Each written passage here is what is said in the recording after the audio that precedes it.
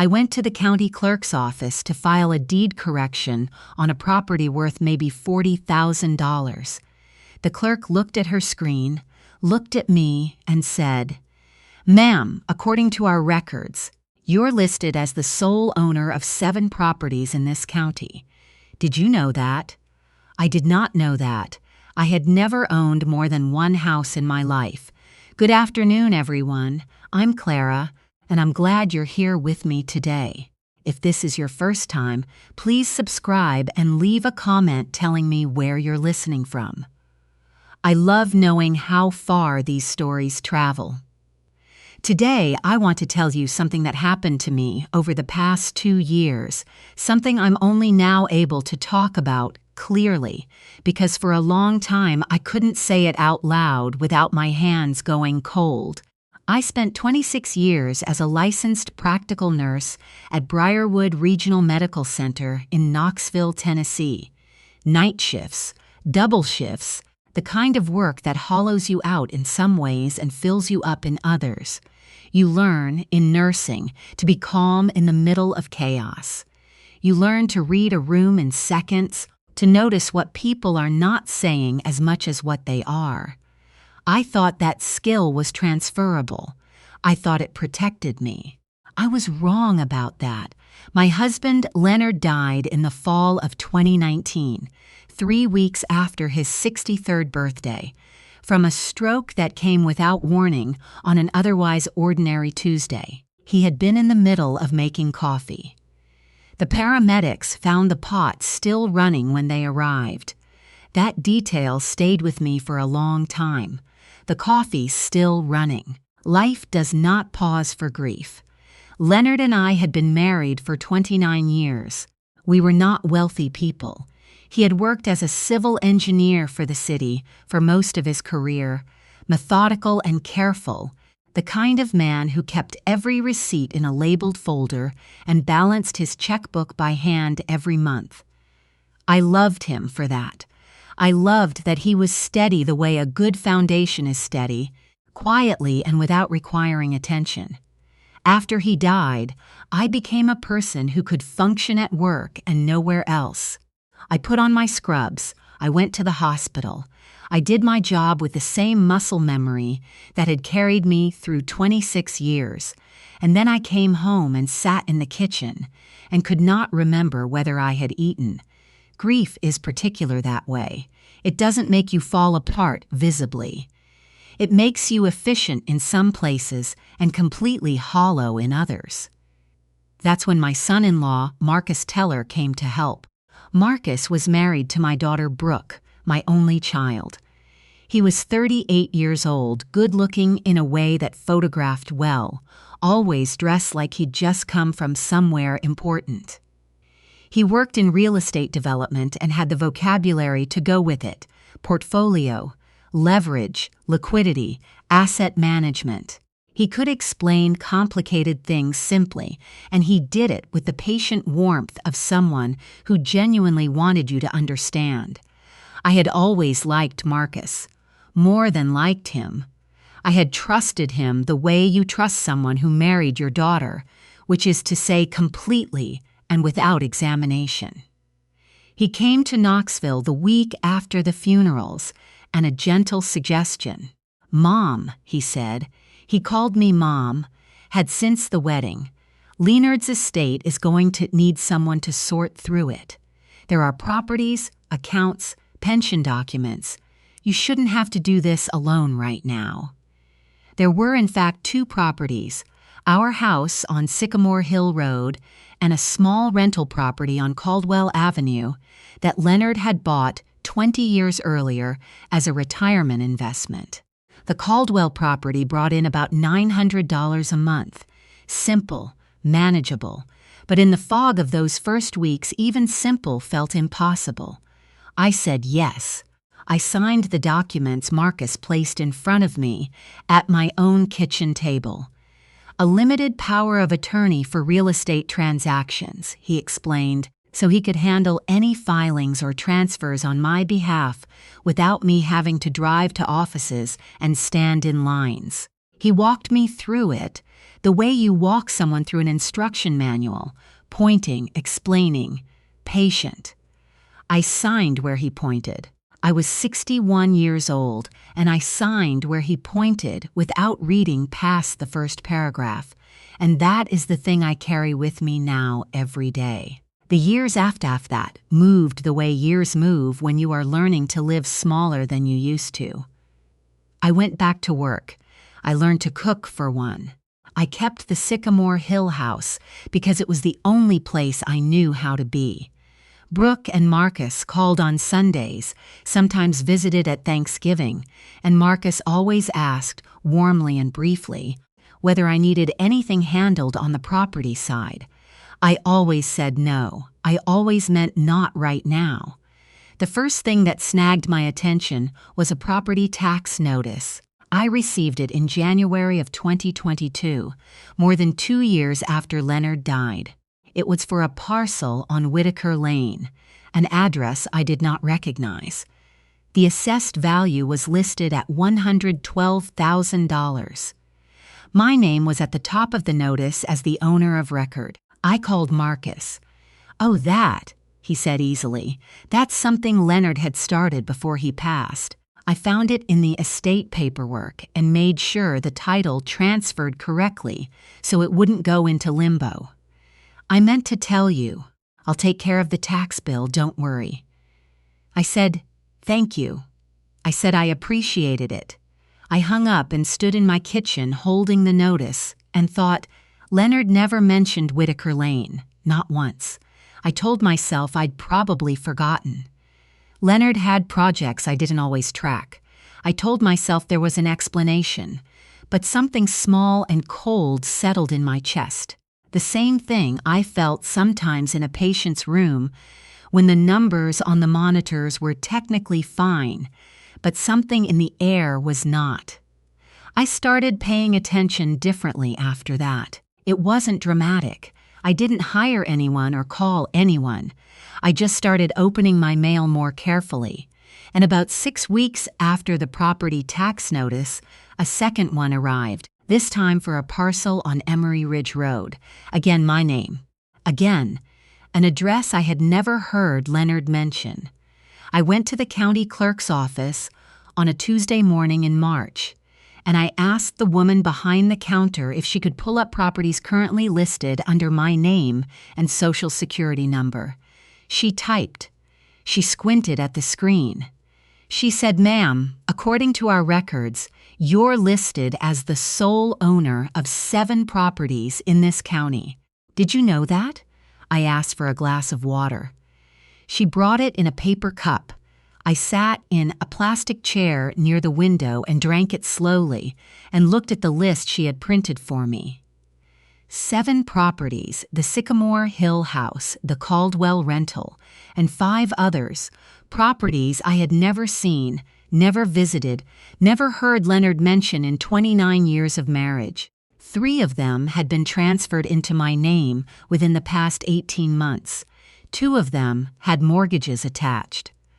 I drove home very carefully, both hands on the wheel, the way you drive when your mind is somewhere else, and you know it. I sat at the kitchen table, the same table where Marcus had spread out those documents with the patient ease of someone who had done this before, and I put both hands flat on the wood and breathed.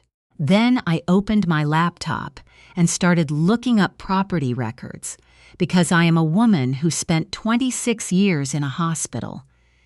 And I know that when something doesn't look right, you check your work before you say anything to anyone.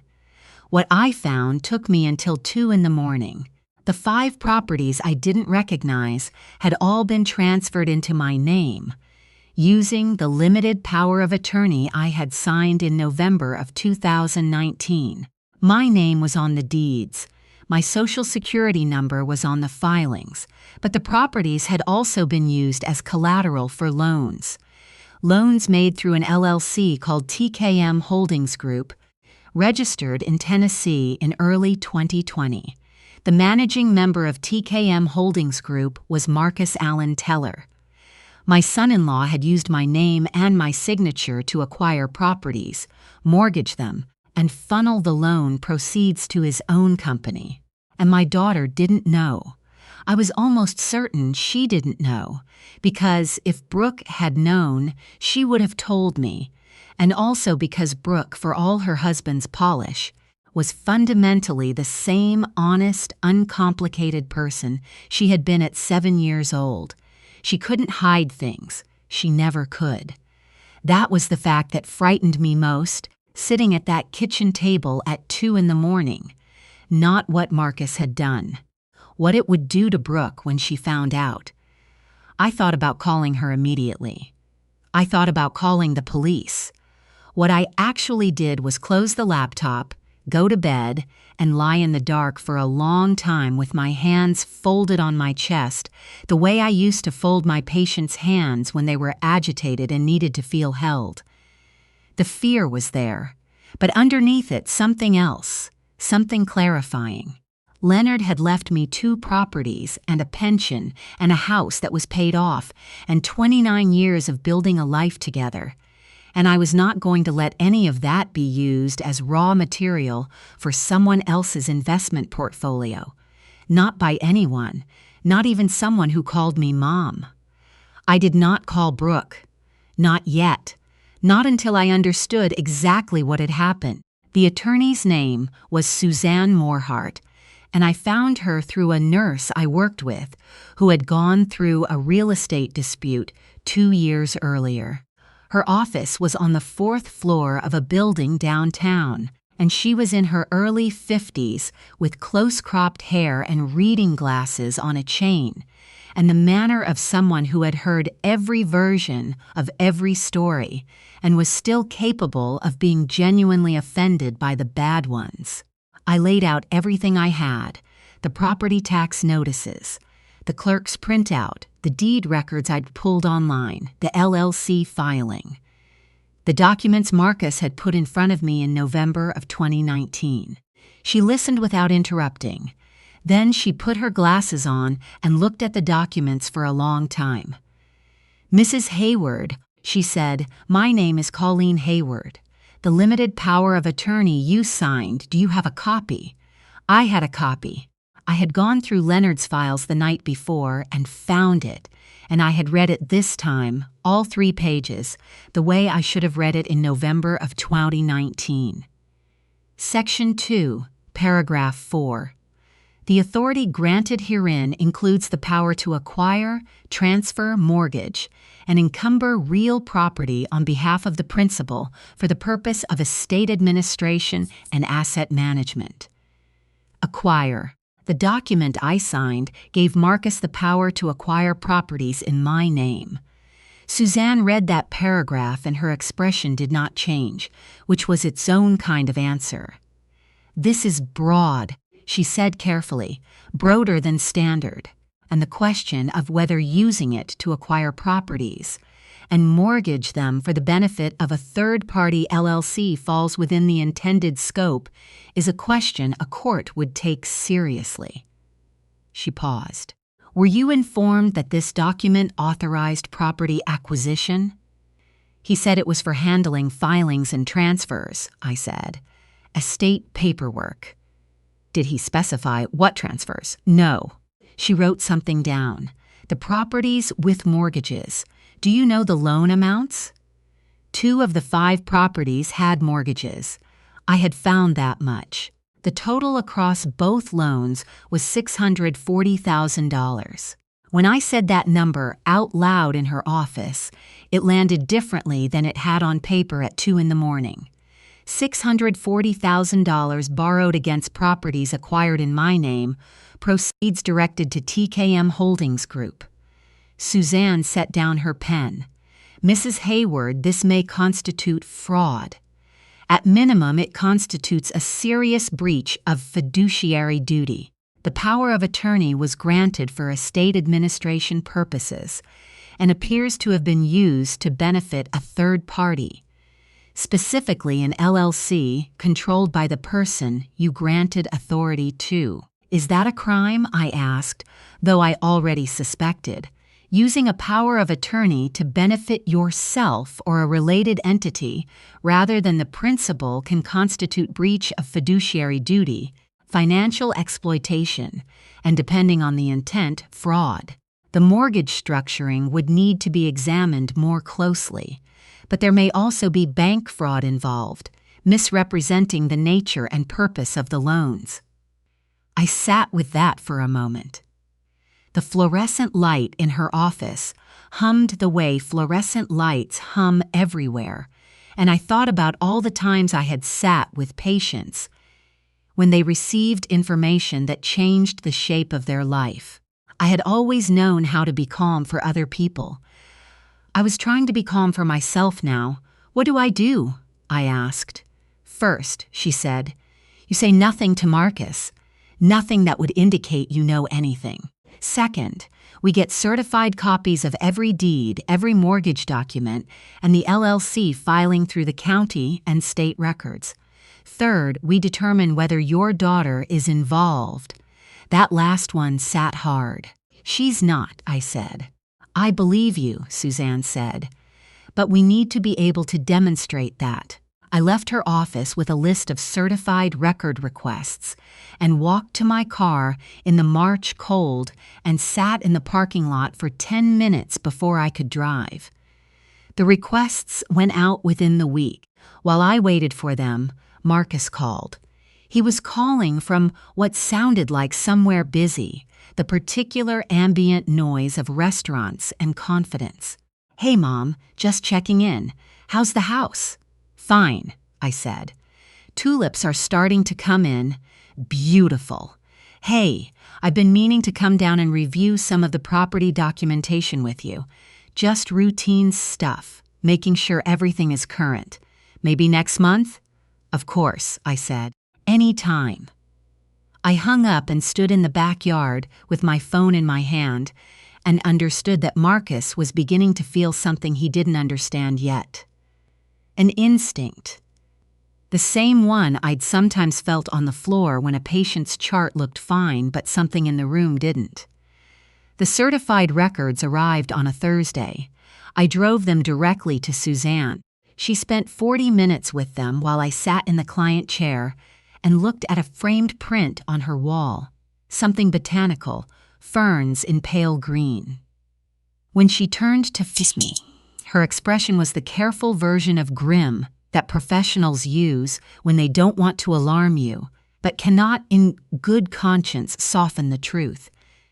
"Colleen, I can now confirm the following. Between 2020 and 2022, Marcus Allen Teller used the limited power of attorney granted to him in November 2019 to acquire 5 properties in your name in Knox County, Tennessee. He then used 4 of those properties as collateral for mortgage loans totaling $642,000, obtained through TKM Holdings Group LLC, of which he is the sole managing member. None of these acquisitions or encumbrances appear to have been disclosed to you, and none are consistent with the stated purpose of estate administration." She paused. "Additionally, on the loan applications for both mortgages, the stated purpose of the loans is listed as estate liquidation for the benefit of the primary title holder. That would be you. This is demonstrably false. The loan proceeds went directly to TKM Holdings Group. That's bank fraud." The light in her office was a little warmer than the county clerk's fluorescent ceiling, but in both places I had sat very still and breathed slowly and waited. "What do I do now?" I asked. "We file a civil complaint for fraudulent use of power of attorney, breach of fiduciary duty, and unjust enrichment. Simultaneously, I am going to refer the bank fraud component to the FBI field office in Knoxville. That referral is my professional obligation." She paused again, and something in her expression shifted slightly. "There's one more thing. The properties he acquired in your name, 3 of them have appreciated since 2020. Their current combined market value is approximately $1.1 million. You are the owner of record. That is your asset. I looked at her. Those are my properties, I said, working through it. Legally, yes. He put them in your name, which means in acquiring them through fraud, he inadvertently secured them for you. I didn't know what to feel about that. I set it aside to feel later. That evening, I called Brooke. I had thought about this call for 2 weeks. I had rehearsed it. I had decided how to say it and how not to say it. And then the moment I heard my daughter's voice, 34 years old and still sounding, on the phone, like the girl who used to leave notes under my pillow when she was 8, all of that preparation dissolved. I said, "Brooke, honey, I need to tell you something about Marcus." There was a silence. Then, "What about Marcus?" Not a question. Flat. The silence of someone who has already wondered something and pushed it away. I told her. Everything. The properties, the LLC, the mortgage loans, Suzanne's assessment. I used plain language and I did not soften it, because Brooke was not a person who needed softening. She was a third-grade teacher herself, and she had the particular precision of someone who spent her days explaining things clearly to people who needed clear explanations. She did not cry. She was silent for a long time. Then she said, "I need to look at our accounts. I know. I need to look at everything." "I know, Brooke." Another long silence. "Mom. He called you Mom." "I know." We stayed on the phone for another hour without saying much. Sometimes that is what you do. Brooke retained her own attorney, a family law specialist in Nashville named Thomas Harker, and filed for divorce within 3 weeks. Whatever she found when she looked at their accounts, she didn't tell me in detail, and I didn't ask. Some things between a mother and a daughter are best managed with silence and proximity and pasta. I drove to Nashville for a weekend in April. We didn't talk about the case. We watched movies and walked in Shelby Park and went to a diner she liked for breakfast twice. When I left, I held her in the driveway for a long time, and she said, "Dad would have seen it coming." And I said, "Maybe." And she said, "He would have seen Marcus coming from a mile away." And I said, "Your father was very hard to fool." And we both laughed, which felt wrong and also exactly right. Meanwhile, Marcus had gone quiet.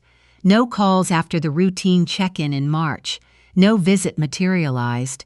Gerald Marsh, no, I should say his attorney, a man named Philip Okafor with a downtown Nashville firm, sent a letter to Suzanne in late April requesting an extension to respond to our records requests. That request told me everything I needed to know about what their strategy was going to be. A settlement offer arrived in May, $160,000, paid in lump sum, in exchange for dismissal of the civil complaint and a mutual non-disparagement agreement. The letter was precise and courteous in the way that letters are when someone has done something indefensible and is trying to reframe it as a misunderstanding. I read it at my kitchen table. Outside the window, the tulips I had mentioned to Marcus on the phone were finished now, and the garden had moved on to peonies. Leonard had planted those peonies the spring before he died. They came back every year regardless, reliably, and without any help from me. I forwarded the letter to Suzanne with a single line, "Please decline." She called me that afternoon. They've also filed a counter-response claiming the power of attorney was valid and fully disclosed, and that the property acquisitions were within scope as legitimate estate asset building on your behalf.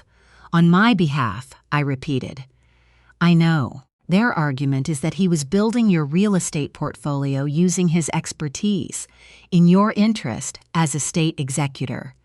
He was not appointed executor. No, Suzanne said. He was not. That's one of several significant problems with their position. The deposition took place in June in a conference room on the 7th floor of Philip Okafor's building in Nashville. Gray carpet, Long table, a court reporter, Suzanne on my right, Okafor and Marcus across from us. A glass pitcher of water in the center of the table that no one touched. Marcus looked, I noticed, like a man who had been sleeping badly. The easy authority he carried everywhere, the particular looseness of someone accustomed to filling rooms, was tightened down, controlled. He looked at me once when I came in and then looked at the table. I had prepared for this the way I prepared for difficult patient families. Thoroughly, specifically, and with the understanding that the person across from me would be under pressure and I would need to be the one who was not. Suzanne had obtained, through discovery, all communications between Marcus and the mortgage lenders. She had obtained the LLC formation documents, the operating agreement for TKM Holdings Group, and the bank records showing exactly where the loan proceeds had been transferred. She started with the power of attorney. Mr. Teller, when you presented the limited power of attorney to Mrs. Hayward in November of 2019, what did you tell her the document authorized you to do? I explained it was for estate administration, handling filings, making sure assets were properly transferred. Did you tell her the document authorized you to acquire new real property in her name? A pause. It was within the scope of estate management. Did you tell her? Yes or no? Another pause. Longer. I may not have used that specific language. Suzanne placed a document on the table. This is the loan application for the mortgage on the Emery Ridge Road property, submitted in March of 2021. Under purpose of loan, the entry reads, estate liquidation for the benefit of primary title holder Margaret Colleen Hayward. Is that accurate? The proceeds benefited the estate assets overall. The proceeds were transferred to TKM Holdings Group LLC within 72 hours of disbursement. Were those proceeds ever applied to any expense or obligation of Mrs. Hayward or her estate? A silence. They were reinvested in development projects that would ultimately. Were they ever applied to any expense or obligation of Mrs. Hayward or her estate? Marcus looked at Okafor. Okafor's expression did not change. Not directly, Marcus said. Mr. Teller, who are the clients of the TKM Holdings Group? A pause that went on too long. It's a development company. Who are its clients? It works on its own projects. So TKM Holdings Group has no clients. It acquires and develops properties for its own account. That's essentially correct. And the managing member of TKM Holdings Group is you. Yes. So loan proceeds obtained from mortgages on properties titled in Mrs. Hayward's name were transferred to a company you own for use in projects that benefited you, not Mrs. Hayward. The silence in the room lasted 4 seconds. I watched Marcus and I thought about all the Sunday phone calls and the Thanksgiving visits and the patient explanations, and the way he used to put his hand on my shoulder when he said goodbye. I thought about Brooke in her Nashville diner eating eggs and not looking at me when she said, "He called you Mom." I sat at the end of the table and said nothing because Suzanne had instructed me to say nothing unless asked, and I was a woman who knew how to hold still. The deposition broke for 15 minutes at that point. Through the glass door of the conference room, I watched Okafor speaking quietly to Marcus, one hand making a gesture that said damage control. Marcus pressed both hands flat on the conference table and stared at them, the posture of a man realizing the architecture of a story has failed. When we reconvened, Okafor raised the subject of renewed settlement discussions. Suzanne said she would consult with her client. She looked at me in the elevator on the way down and said, "They're going to come back with a higher number." How much higher? Enough to feel significant. Not enough. The second offer was $310,000. I read it on a Wednesday evening sitting on the back porch, Leonard's peonies visible in the fading light. I thought about what Suzanne had told me the week before. The 5 properties acquired in my name had a combined current market value of just over $1 million. The fraudulent loans totaled $642,000 and were attached to those properties, meaning the properties themselves, once the fraud was established and the mortgages potentially voided or assumed by TKM Holdings, could revert to me cleanly. The civil case carried potential for full recovery of the loan proceeds directed to TKM, plus damages, and the FBI referral was proceeding. I forwarded the letter to Suzanne. Please decline. She called back in 10 minutes. All right. Civil trial is scheduled for September. And the FBI reached out to me this morning. They've opened a formal investigation into the bank fraud. 2 counts so far. What does that mean for him? I asked. Federal bank fraud carries up to 30 years per count and substantial fines. Whether the U.S. attorney prosecutes depends on factors I can't predict, but the investigation is open and the documentation is thorough. The civil trial lasted 4 days in September in a federal courthouse in Knoxville with high ceilings and the particular smell of institutional carpet and old wood. Suzanne had retained a forensic accountant, a meticulous man named Stuart Finch, who had spent 20 years working fraud cases and presented testimonies the way a surgeon operates. Clean, precise, no wasted vision. He walked the court through the timeline, the POA signing in November 2019, the LLC formation in February 2020, the first property acquisition in March 2020, the mortgage applications, the loan disbursements, the TKM Holdings bank records. He showed a chart of every transfer from the mortgage proceeds to TKM Holdings, annotated with TS amounts, and the gap between loan disbursement and transfer, never more than 4 days. He testified that in his professional opinion, the structure of these transactions was consistent with deliberate misappropriation of assets using a fiduciary instrument, the power of attorney, to benefit the fiduciary rather than the principal. I testified for 50 minutes. I described the November 2019 table.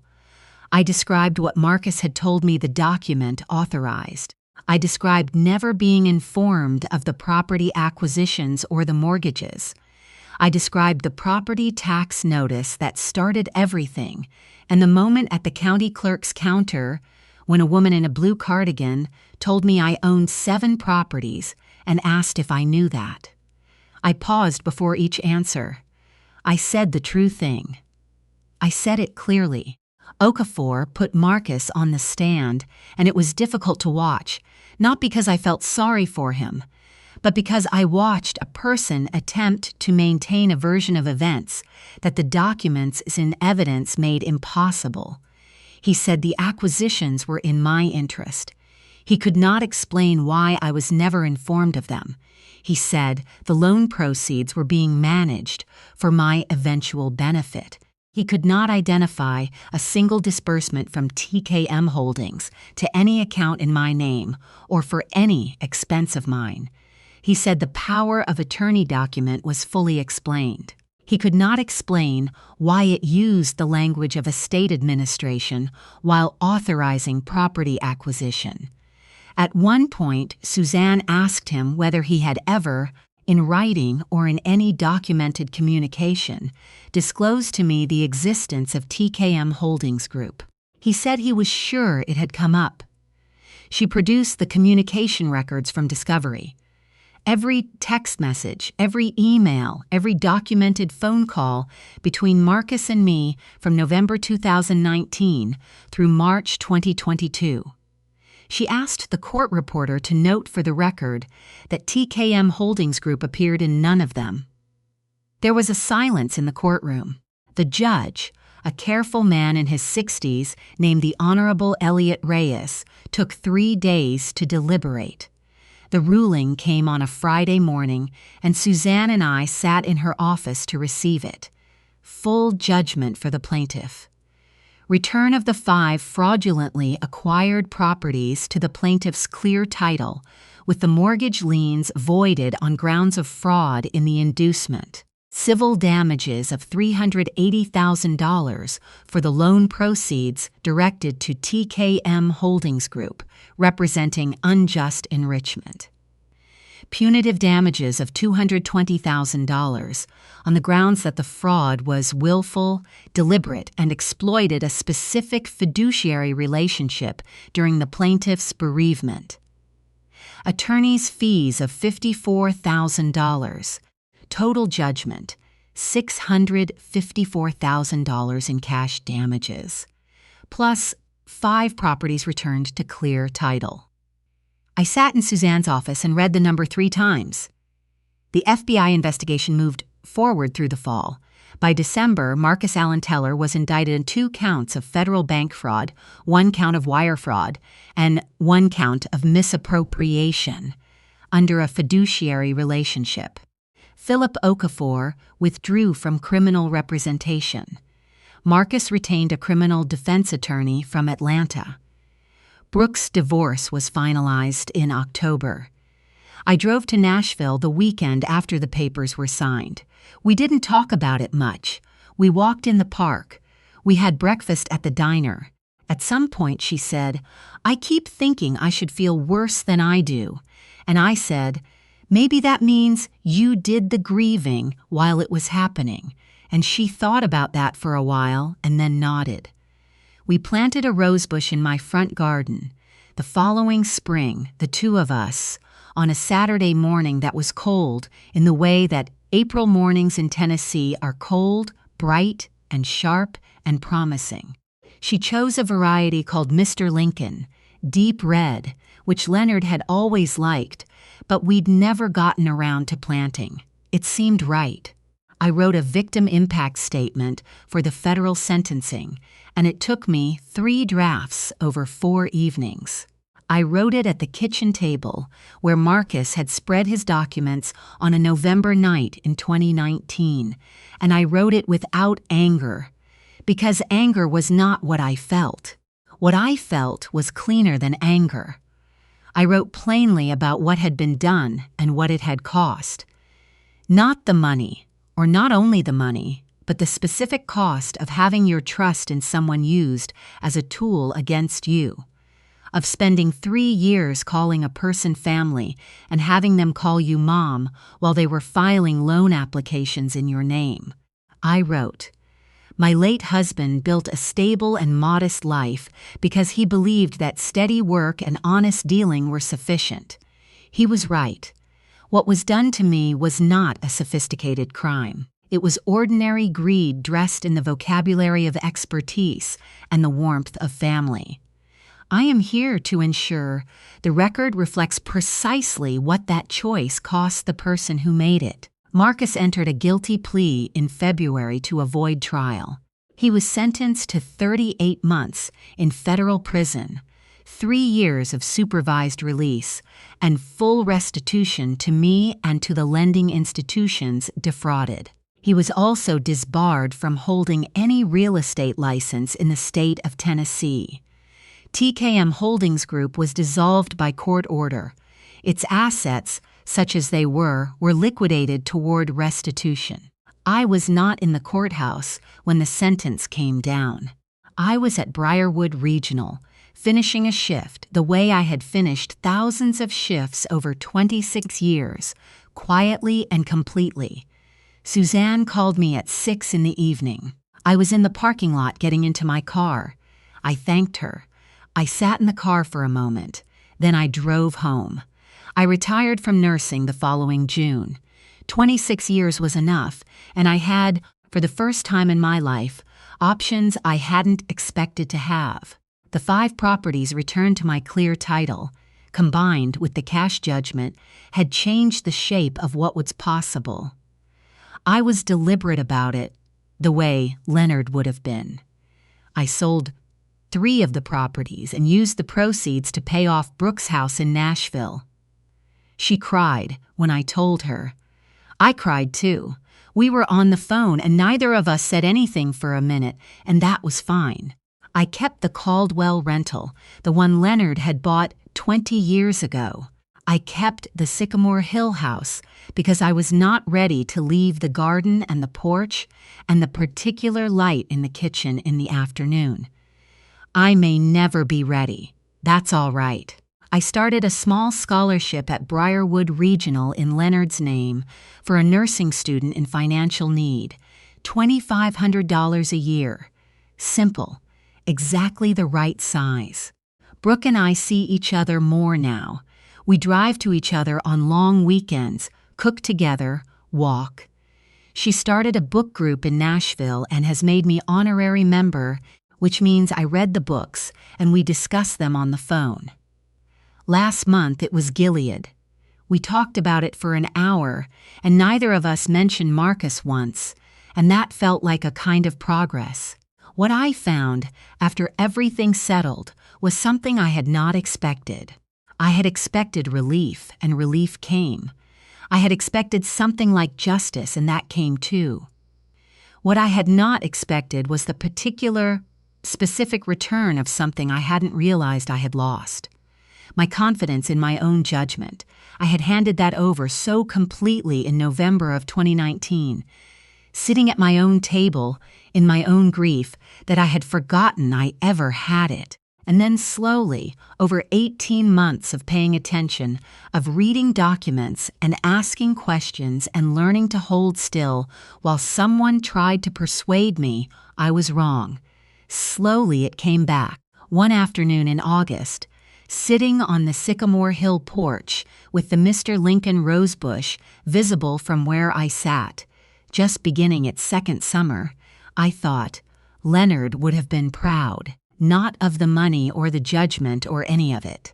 He would have been proud that I read the documents. He would have said, a little dryly, better late than never, and he would have meant it kindly. I am 63 years old. I tend my garden.